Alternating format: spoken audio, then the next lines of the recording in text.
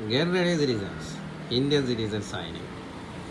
അപ്പോൾ പറയാനുള്ളത് ഇന്ത്യൻ സിറ്റിസന് എല്ലാ കേരള ജനതയോടും ഇന്ത്യൻ ജനതയോടും അബ്രോഡിലെ ആൾക്കാരോടാണ്.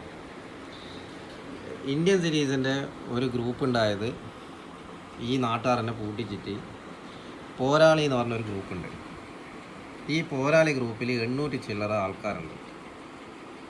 ഈ 800 ചില്ലറ ആൾക്കാരിൽ കുറച്ച് ആൾക്കാർക്ക് മാത്രമാണ് ഐക്യം നഷ്ടപ്പെട്ടത്. അതിൽ ഒന്ന് നൂറുദ്ദീൻ, പിന്നെ എവരിത്തിങ് ഇൻ സഫിഷ്യൻസ്, പിന്നെ റോഷൻ, പിന്നെ ചുരുക്കി പറഞ്ഞാൽ ഇങ്ങനെ തന്നെ പറയാം, കുറേ ആൾക്കാരുണ്ട് പോരാളിയിൽ. പക്ഷേ ഇവർക്ക് മാത്രമേ ഉള്ളൂ ഇന്ത്യൻ സിറ്റിസനെതിരെ പറയാൻ. ബാക്കിയുള്ള ആൾക്കാർ, ഈ 800-ലെ അധികമുള്ള ആൾക്കാർക്ക് പ്രശ്നങ്ങളില്ല. എന്തുകൊണ്ടാണെന്നറിയില്ല.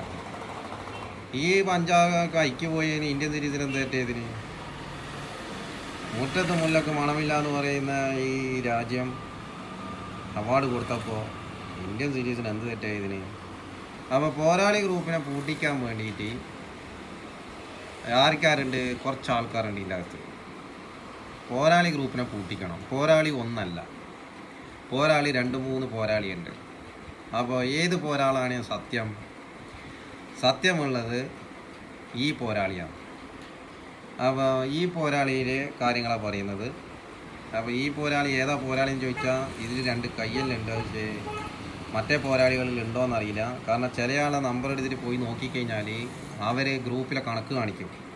ഈ ആൾക്കാരെ മറ്റേ പ്രൊഫൈൽ ഇങ്ങനെ അമർത്തിക്കഴിഞ്ഞാൽ, ഈ പ്രൊഫൈൽ അമർത്തിക്കഴിഞ്ഞാൽ അവർ ഏതെല്ലാം ഗ്രൂപ്പിലുണ്ട് എന്നത് വരെ കാണിക്കും. അത് ഈ പോയ ഇതിലില്ല മൊണ്ണേമാർക്ക് അറിയണ്ടേ. അപ്പോൾ ഏതെല്ലാം ഐക്യു പോയിന്?